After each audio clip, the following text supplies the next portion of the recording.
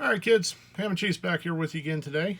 And today's video is a very short video. And what this is titled, as you saw in the opening there, is CW Challenge 2025. This is for people who currently don't do CW or are looking to find a different way to do it. I'm going to challenge you here this year to make your own homebrew CW key, just like we did right here. Okay, and all this one simply is a couple of clothespins. We've doubled them over using the spring, of course. These are copper mechanical lugs on the ends. Had these laying around. And, of course, some 14 gauge wire.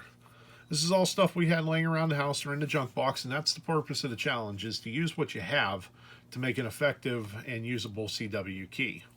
On the ends, just simply black tape to hold it all together. This, of course, is our code oscillator. You've seen that before. Nothing special there. Alright, so challenge it up. Let's see what you got.